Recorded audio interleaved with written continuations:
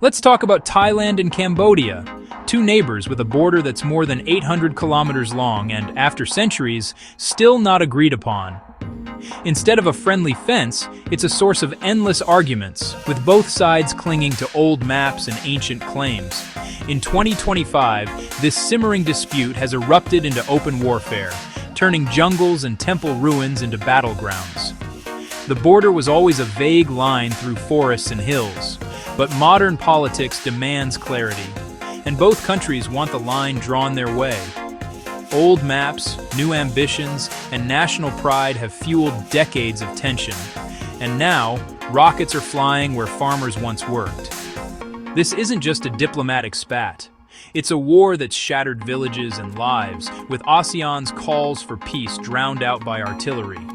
The fighting, now in its third week, is a brutal reminder that unresolved history can explode into tragedy. To understand how we got here, we need to look at a tangled past, broken promises, and the devastating cost of a border that refuses to stay still. Ordinary people are paying the price for a conflict that should have been settled long ago. Why are they fighting? It's about land, patches where the border was never clearly marked. Both sides have old colonial maps and insist theirs is correct, especially around ancient temples and resource-rich areas. For politicians, defending the border is a way to rally support. Any compromise is seen as betrayal. Ceasefires have come and gone, each one a temporary fix that never addresses the real issues. In July, ASEAN brokered a ceasefire, with even Donald Trump making a cameo as mediator. By October, a new agreement promised to remove heavy weapons and start demining, raising hopes for peace. But mistrust runs deep. One incident or accusation, and the whole deal collapses. The October ceasefire fell apart, becoming just another broken promise and the trigger for renewed violence. The failure wasn't just diplomatic, it was the spark for the war we see today. This is a story of history, pride, and promises that keep getting broken. The final straw? Landmines. In November, Thailand accused Cambodia of planting new mines after 4 Thai soldiers were injured, an accusation backed by ASEAN observers. Cambodia denied it, blaming old mines from past wars, but trust was shattered. The incident killed the peace process. Thailand saw it as proof Cambodia couldn't be trusted. Talks stopped, suspicion soared, and both sides rushed heavy weapons back to the border. The October agreement was dead, replaced by a new wave of nationalism and fear. The landmine incident hardened attitudes, making compromise impossible. Now the question wasn't, how do we make peace, but how do we defend ourselves? The border became a front line overnight. The stage was set for open conflict. December 2025, tensions explode into all-out war. What started as scattered gunfire became daily barrages along the entire border. By December 8th, both armies were fully engaged, and the fragile peace was gone. Shelling hit Thai villages, forcing families to flee. The next day, Thai airstrikes destroyed a key Cambodian bridge. The conflict escalated from artillery duels to air raids, with each attack answered by a fiercer retaliation. On December 22nd, hours before peace talks, fighting intensified. Cambodia accused Thailand of bombing and even using toxic gas. Thai media reported more landmine injuries, and both sides traded blame as violence spiraled. Planned peace talks were overshadowed by the very violence they aimed to stop. In just weeks, a tense ceasefire collapsed into chaos, leaving civilians trapped in the crossfire. Behind every headline are real people. Since December 8th, at least 80 lives lost, families shattered over a disputed line. The true toll is likely higher, with civilians and soldiers alike caught in the crossfire. The humanitarian crisis is staggering. Nearly 500,000 Cambodians have fled their homes, entire communities uprooted overnight. In Thailand, thousands have also been displaced, living in makeshift shelters, their futures uncertain. Imagine being told to leave your home in minutes, not knowing if you'll ever return.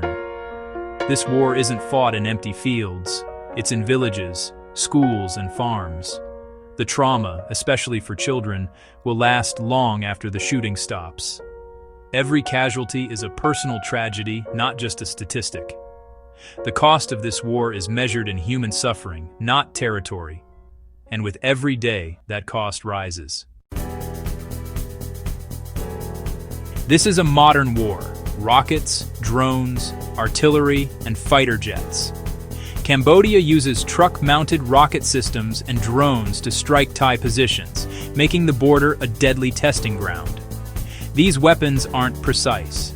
They devastate wide areas, putting civilians at constant risk. Thailand, with superior firepower, responds with heavy artillery and F-16 airstrikes deep into Cambodia. The destruction of a key bridge was just one result of this air power. Cambodia's accusations of toxic gas, though unconfirmed, show how quickly things could escalate. Both sides are using advanced destructive weapons in a deadly tit-for-tat. The war is no longer just about territory. It's about who can inflict the most damage. And the people living along the border are paying the highest price. The scars of war are everywhere. Destroyed homes, shattered bridges, and fields turned into minefields. In Thailand's Surin province, Cambodian shelling left families homeless overnight. On the Cambodian side, Thai airstrikes have devastated infrastructure, including a vital bridge that connected entire communities. These aren't just military targets. They're lifelines for ordinary people, farmers, traders, families. Agriculture, the backbone of the region, is paralyzed. Fields are too dangerous to work, threatening food supplies and livelihoods. The violence is indiscriminate. A Chinese national injured by shelling, a Thai Marine maimed by a landmine. Every destroyed home, every cratered road is a reminder of the war's real cost. The land that once sustained these communities is now a source of fear. The damage will last long after the last shot is fired. With 2 ASEAN members at war, the region's unity is under threat. ASEAN called an emergency meeting, urging restraint, but with little power to enforce peace. The US, allied with Thailand, and China, Cambodia's main backer, have stepped in as mediators, each with their own interests. Washington wants calm without alienating either side. Beijing wants stability for business and influence.